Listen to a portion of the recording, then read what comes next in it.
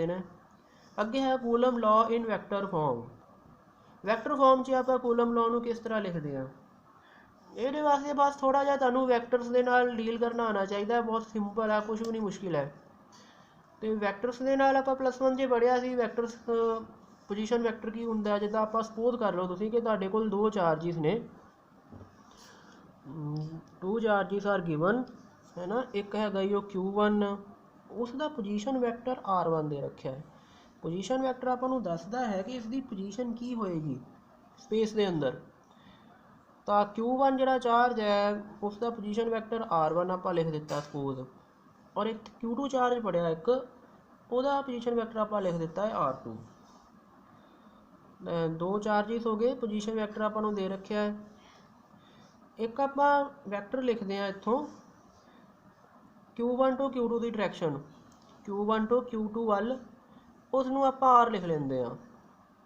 R here is not position vector, R नूं आप basically displacement vector कहांगे।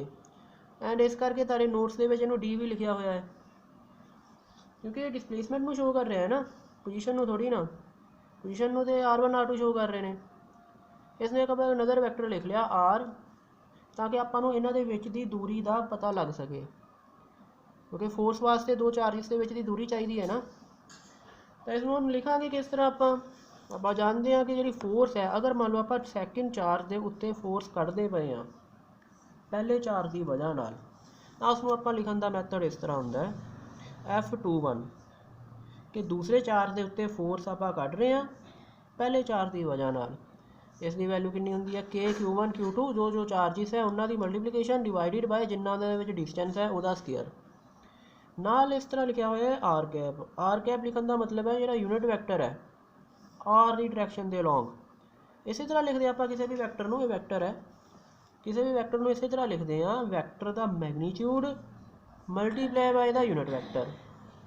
+1 आप लिखा इस तरह। कई बार किसी भी वैक्टर में आप इसी तरह लिखते हैं। इसका मैं थोड़ा जिहा चलो इत्थे लिख दिंदा तुहानूं कि अपने कोल कोई ए वैक्टर है, तो ए वैक्टर को तुसीं किस तरह लिखते हो, it is equal to the A का ही मैगनीट्यूड, ए वैक्टर का मैगनीट्यूड नाल मल्टीप्लाई कर देना है इस दे यूनिट वैक्टर नाल। ए वैक्टर में किस तरह लिखेंगे ए का मैगनीट्यूड। हुण मैगनीट्यूड नूं कल्ला ए भी लिख सकते हो, या दूसरा तरीका इस तरह होंदा है कि ए दे उत्ते लिख देना है इस तरह एरो डालना है, और इसनूं इस तरह मोड लिख देना है, ਇਹਦਾ मतलब भी मैगनीट्यूड ही है। तो किसी भी वैक्टर में इस तरह लिखते हैं उसका magnitude multiply by unit vector. इस तरह आप इत्थे लिखा है। आप फिलहाल आप चार्ज जो दो है ना इस पर फोर्स कढ़ रहे हैं पहले चार्ज की वजह नाल। फोर्स इस तरह होंगी है, पिछले भी जिथे भी आप पिछे क्वेश्चन किए ना, जिमें मैं तुहानूं दसदा हाँ, जिमें आह क्वेश्चन आप पहला ही देखा सी, दो चार्जिस पे सी 6 ते 3 का, आप इन्होंने चार्जिस के उत्ते फोर्स पता कर रहे थे। हम फोर्स तो किसी बॉडी से लगेगी ना, जिदा सपोज मान लो कि 6 वाले के उत्ते आप फोर्स कढ़ रहे हैं, तो 6 वाले के उत्ते जो फोर्स आ वो -3 वाला लगा रहा होएगा, तो उसकी डायरैक्शन की होएगी, उसकी डायरैक्शन -3 वाल होएगी। इस तरह होएगा क्योंकि -3 वाले चार्ज ने 6 वाले को अपनी तरफ अट्रैक्ट करना है ना, -3 वाला इसमें अपनी तरफ अट्रैक्ट करेगा। अगर आप इसनों कंसीडर करिए, मतलब इसमें आप सिस्टम लईए, तो इस दे उत्ते जिहड़ी फोर्स लग रही होएगी -3 वाले की वजह नाल वो राइट साइड होएगी। इसी तरह अगर इस दे उत्ते फोर्स की गल करिए आप, तो 6 वाले की वजह नाल लगेगी। हुण इसका चार्ज नैगेटिव है, इसका पॉजिटिव है, तो 6 वाले चार्ज ने इसनों अपनी तरफ खिंचना है। इस करके इत्थे एरो इदां शो किया है कि 3 वाले कूलम के उत्ते -3 वाले माइक्रोकूलम चार्ज के उत्ते जिहड़ी फोर्स है उसकी डायरैक्शन है लैफ्ट साइड। मतलब कहता है कि फोर्स जी लग रही है किसी दूसरे चार्ज की वजह नाल होंदी है किसी चार्ज के उत्ते, यानी उसकी कोई डायरैक्शन भी होंदी है। इस तरह आप इत्थे कैलकुलेट कर रहे हैं कि सैकेंड चार्ज के उत्ते फोर्स की वैल्यू पता कर रहे हैं। आप सैकेंड के उत्ते फोर्स की वैल्यू पता कर रहे हैं पहले वाले की वजह के नाल, तो उसमें इस तरह लिखा जाएगा F21। इसमें लिखने का तरीका है एक कि दूसरे के उत्ते फोर्स पहले की वजह नाल, इस तरह लिखा गया। हुण आपां सिंपली तुहानूं पता है, तुसीं ट्रायंगल लॉ पढ़ते हो +1 'च, वो ट्रायंगल लॉ लगा देना है। तो ट्रायंगल लॉ की हुंदा है, ध्यान रखना है हमेशा कि डायरैक्शन किस तरह आप बना रखी है। पोजीशन वैक्टर की डायरैक्शन तो इस तरह होएगी, ओरिजन तो उस पॉइंट की तरफ R1 की डायरैक्शन ये होगी, R2 की ये होगी, एंड R की आप इस तरह बननी है। ਹੁਣ ਟ੍ਰਾਇੰਗਲ ਲੌਜਿਕ ਇਸ ਕੀ ਬੋਲਦਾ ਹੈ ਕਿ ਦੋ ਵੈਕਟਰ ਹੈ ਅਗਰ r1 ਤੇ r ਵੈਕਟਰ ਤਾਂ ਉਹਨਾਂ ਦਾ ਐਡੀਸ਼ਨ ਤੀਸਰਾ ਵੈਕਟਰ ਹੋ ਜਾਏਗਾ r। ਤੇ ਇੱਥੇ ਆਪਾਂ ਇਸੇ ਤਰ੍ਹਾਂ ਲਿਖਿਆ ਹੈ r1 ਵੈਕਟਰ, ਫਿਰ ਇਹ r ਵੈਕਟਰ ਹੋ ਗਿਆ, ਔਰ ਇਹਨਾਂ ਦੋਵਾਂ ਦਾ ਐਡ ਕੀ ਹੋ ਜਾਏਗਾ, ਇਹ ਰਿਜ਼ਲਟੈਂਟ r2 ਤੇ r2 ਹੋ ਗਿਆ। ਇੱਥੋਂ ਆਪਾਂ r ਦੀ ਵੈਲਿਊ ਕੱਢ ਲਈਏ, ਕਿਉਂਕਿ ਆਪਾਂ ਨੂੰ r ਚਾਹੀਦਾ ਨਾ, ਵਿੱਚ ਦੀ ਦੂਰੀ ਚਾਹੀਦੀ ਚਾਰਜਿਸ ਦੇ, ਕਿਉਂਕਿ ਉਹੀ ਤਾਂ ਫੋਰਸ ਦੇ ਅੰਦਰ ਆਣੀ ਹੈ। ਤਾਂ r ਵੈਕਟਰ ਨੂੰ ਕੱਢ ਲਿਆ, ਆ ਗਿਆ r2, ਇੱਧਰ ਲਿਆਂਦਾ -r1।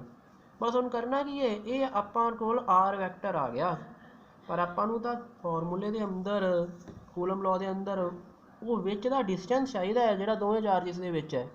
ਤਾਂ ਵਿੱਚ ਦਾ ਜਿਹੜਾ ਡਿਸਟੈਂਸ ਹੋਏਗਾ ਉਹ ਕਿਸ ਤਰ੍ਹਾਂ ਪਤਾ ਲੱਗੇਗਾ, ਉਹ ਇਹ ਵੈਕਟਰ ਦਾ ਮੈਗਨੀਚਿਊਡ ਕੱਢ ਲੈਣਾ ਹੈ। ਤਾਂ ਮਤਲਬ ਕਿਆ ਹੈ ਕਿ ਇਹਦੀ ਵੈਲਿਊ ਨਾ ਆਪਾਂ ਇੱਥੇ ਭਰ ਦੇਣੀ ਹੈ r ਦੀ ਵੈਲਿਊ ਉੱਤੇ।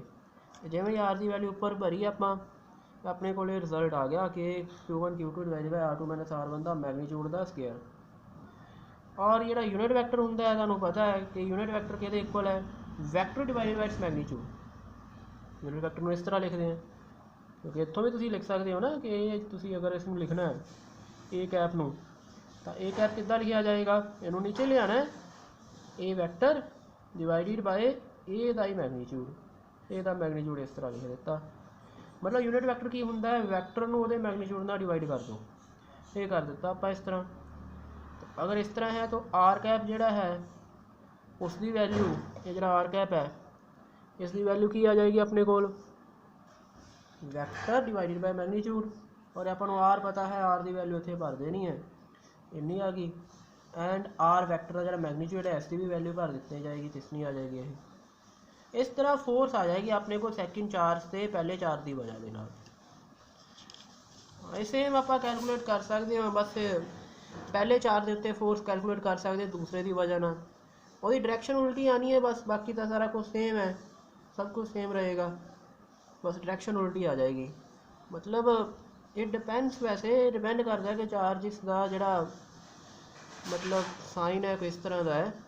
ਮੰਨ ਲਓ ਦੋਨੋਂ ਪੋਜ਼ੀਟਿਵ ਨੇ, ਤਾਂ ਅਗਰ ਦੋਨੋਂ ਪੋਜ਼ੀਟਿਵ ਨੇ ਤਾਂ q1 ਵਾਲਾ ਇਹਦੇ 'ਤੇ ਇੱਧਰ ਨੂੰ ਫੋਰਸ ਲਗਾਏਗਾ, ਜਿਸ ਨੂੰ ਆਪਾਂ ਇੱਦਾਂ ਲਿਖਾਂਗੇ force on second due to 1, ਜਿਹਦੀ ਗੱਲ ਆਪਾਂ ਇੱਥੇ ਕੀਤੀ ਹੈ।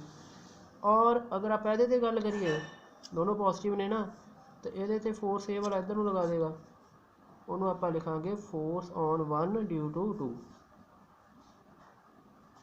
ਤਾਂ ਡਾਇਰੈਕਸ਼ਨ ਆਪੋਜ਼ਿਟ ਆ ਜਾਏਗੀ, ਡਾਇਰੈਕਸ਼ਨ ਹਮੇਸ਼ਾ ਆਪੋਜ਼ਿਟ ਹੀ ਆਏਗੀ। ਅਗਰ ਨੋਨ ਇੱਕ ਪੋਜ਼ੀਟਿਵ ਹੁੰਦਾ ਇੱਕ ਨੈਗੇਟਿਵ ਹੁੰਦਾ ਤਾਂ ਵੀ ਆਪੋਜ਼ਿਟ ਹੀ ਆਣੀ ਸੀ। ਇਸ ਤਰ੍ਹਾਂ ਆ ਜਾਏਗਾ, F12 ਆ ਜਾਏਗਾ ਆਪਣੇ ਕੋਲ। ਇਹਨੂੰ ਫਿਰ ਨੀਚੇ ਜਿਹੜਾ ਲਿਖਿਆ ਹੋਇਆ ਹੈ ਇਹ ਕਿਊਬ ਹੋ ਜਾਏਗਾ, ਕਿਉਂਕਿ ਦੋਨੋਂ ਕੁਆਂਟਿਟੀ ਸੇਮ ਨੇ, ਇਹਨਾਂ ਦਾ ਕਿਊਬ ਹੋ ਜਾਏਗਾ। ਇੱਥੇ ਲਿਖ ਦਿੱਤਾ ਇਸ ਦਾ ਕਿਊਬ, ਔਰ ਬਾਕੀ ਸਾਰਾ ਸੇਮ ਉसी ਤਰ੍ਹਾਂ ਲਿਖਿਆ ਹੋਇਆ ਹੈ ਜਿਵੇਂ ਪਿੱਛੇ ਲਿਖਿਆ ਹੈ। R12 ਵਾਲੇ ਕੇਸ ਦੇ ਅੰਦਰ ਇੱਥੇ 1 ਆ ਜਾਣਾ, ਇੱਥੇ